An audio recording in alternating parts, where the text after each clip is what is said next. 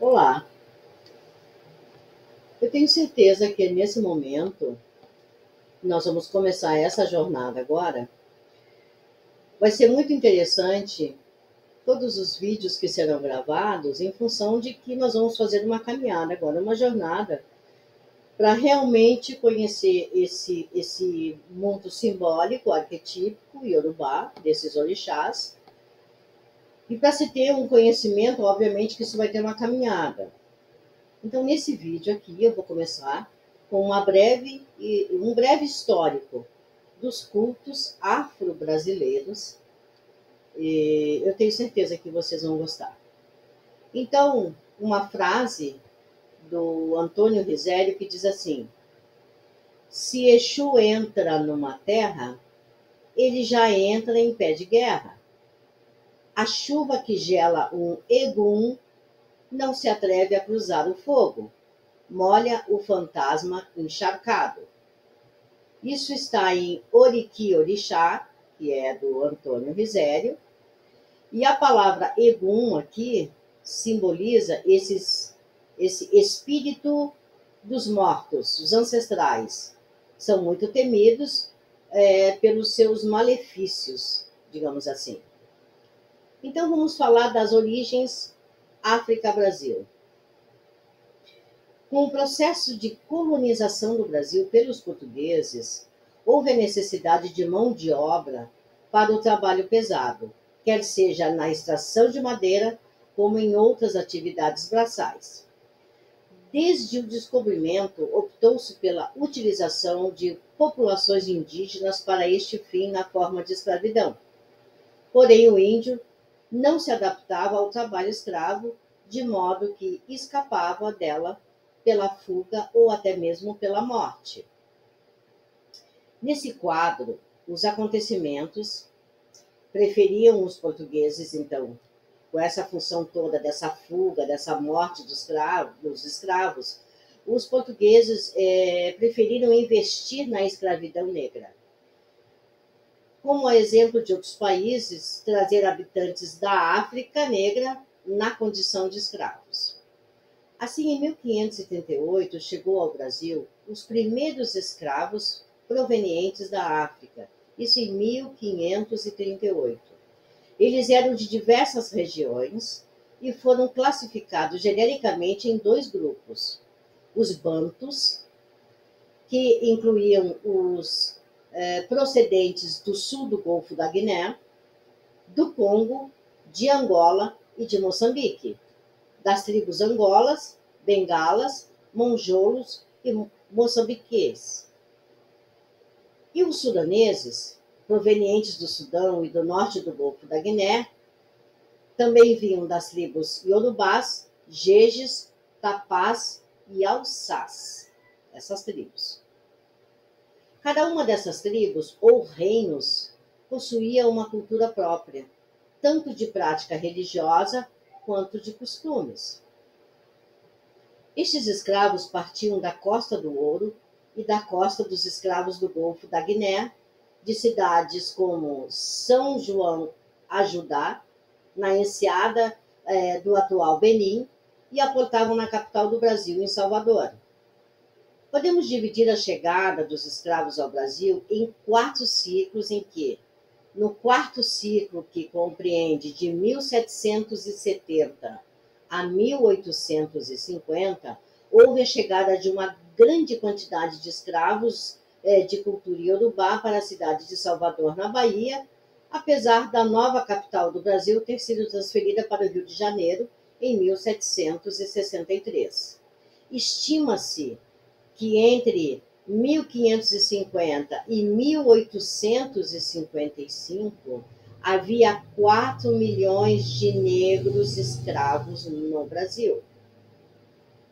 O que motivava a aquisição de escravos negros em todo o mundo era a crença generalizada e apoiada pela ciência oficial de que o negro era racialmente inferior. Essa ideia ganhou força no início do século XIX com o desenvolvimento das teorias de Joseph Gall, que era de 1758 a 1828, sobre a frenologia. Essa teoria, ela tenta identificar características de comportamento e de personalidade através do estudo da caixa craniana e que influenciou o sistema de antropologia criminal de César Lombroso anos mais tarde. A frenologia, aplicada ao negro africano, afirmava que eles eram, por questões hereditárias, muito pouco inteligentes, com emocionalidade instável e infantil, e que sem capacidade intelectual e uma instabilidade emocional, né, que estariam fisiologicamente destinados à servidão, a serem escravos. Quando uma leva de escravos chegava ao porto, logo se tratava de vendê-los por um bom preço. Assim, famílias e grupos étnicos e sociais eram desmantelados, pois raramente acontecia de um comprador de escravos adquirir toda uma família ao mesmo tempo. Então, parentes se distanciavam, os clãs eram desfeitos e mesmo nações desfeitas, pois às vezes eram trazidos e vendidos como escravos dignatários da realeza africana. A escravidão não foi aceita de bom grado pelos negros, que constantemente faziam resistência a este modo de vida. Formavam-se os quilombos, que tornaram-se famosos, como o de Palmares, em Alagoas. Formado no início do século XVII, sucumbiu em 1695 sob a mão de ferro do bandeirante Domingos Jorge Velho. Por intermédio dos Alçás, essa tribo Alçás, chegou ao Brasil uma forma de islamismo afro. Eles traziam os seus ensinamentos e crenças do Corão, que é o livro sagrado islâmico, e possuíam linguagem escrita, ao passo que os demais escravos não mantiveram tanta coesão cultural devido às quebras feitas na hora da venda dos escravos, e se agregavam com mais facilidade, então, à Igreja Católica. Esses negros islâmicos lideraram muitas lutas de libertação na Bahia entre 1807 e 1830 e foram exterminados em 1835 pela repressão policial. Assim, extinguiram-se os cultos afro-islâmicos oriundos do Sudão, que era onde veio essa tribo Alçás. Com isso, a liderança religiosa dos povos negros passou para as mãos dos iorubás, entendendo a sua influência pela Bahia. Aliás, estendendo a sua influência pela Bahia. Por Minas Gerais, também pelo Rio de Janeiro, São Paulo, Pernambuco, Alagoas, Maranhão, Rio Grande do Norte e Paraíba. Como já foi apontado, haviam entre os escravos muitos descendentes da alta hierarquia africana, que lideravam uma resistência cultural frente à cultura impositiva do senhor, o senhorzinho. Essas resistências, elas tomaram maior forma e força no século XIX e forjaram o termo candomblé, que pode ser entendido como de origem Kikongo-Angola. Candomblé, um substantivo que foi derivado do verbo orar, invocar ou saudar. As relações entre a Igreja Católica oficial e a cultura negra não era de modo algum diferente da relação discriminatória da ciência oficial com a cultura negra. Em 1741, no documento Immensa Pastorum, o Papa Bento XIV atestava que, muito embora os negros fossem infiéis, eles poderiam ser convertidos. Dessa maneira, era considerado muito mais humano trazer o negro da África como escravo e conduzi-los à igreja e à salvação do que deixá-los em seu continente de origem imersos no paganismo e arriscados a serem escravizados por heresias estranhas, que no caso eles estavam se referindo ao islamismo. Desse modo, os homens de negócios de Salvador, em 1698, acalmavam as suas consciências pesadas frente à Igreja Católica. Havia justificativa cristã para a escravidão, e nessa direção outras medidas foram tomadas, por exemplo, os navios negreiros eram batizados com nomes de santos católicos, tipo Nossa Senhora da Conceição, Nossa Senhora da Ajuda, Nossa Senhora do Rosário, Senhor Bom Jesus, e assim por diante. Por outro lado, na segunda metade do século XVIII, proibiu-se aos protestantes terem escravos, para que aqueles não inculcassem ideias heréticas aos negros. Até os protestantes não puderam ter escravos. Bom, a realidade religiosa da África era a de cultos particulares por tribo ou nação, em que a adoração dos orixás era regional, e geralmente ligada a uma cidade ou nação. Por exemplo, Xangô, cultuado em Oió, Oxalá em Ifé, Oxum em Ijexá. Já no Brasil, houve a quebra dos laços do clã, sejam familiares ou de nação, ocorrida com a venda de familiares de negro para vários locais diferentes e distantes, e tinha por interesse evitar rebeliões e levantes contra o sistema escravagista. Esse procedimento, se por um lado controlou a força de luta do negro escravizado, por outro lado, ele proporcionou o enlace de aspectos culturais de várias etnias. Houve o encontro de orixás que na África mantinham-se de certa forma separados por seus grupos culturais diferentes. Essa aproximação desembocará mais tarde no candomblé afro-brasileiro, que em alguns aspectos é diferente das práticas africanas. A adaptação das práticas africanas contou com o importante fato de que o ambiente físico brasileiro é muito semelhante ao ambiente africano. A exuberância das florestas tropicais forneceram e ainda fornecem o substrato necessário para a religião dos orixás, visto que o candomblé está assentado sobre aspectos da natureza. Tomemos como exemplo o orixá Iroko, que é representado por uma espécie de amoreira que chega a atingir 130 metros de altura. Ela tem um nome científico, Chiorofolla excelsa. Chiorofolla excelsa. No Brasil, essa árvore sagrada foi substituída por uma figueira, a gameleira branca, que é o Ficus doliaria, né? E em entrevista a uma televisão, um babalorixá de Salvador disse que sem folhas não há candomblé. Muito bem. Suportar a desgraça da escravidão exigia muito equilíbrio da população negra trazida para o novo mundo.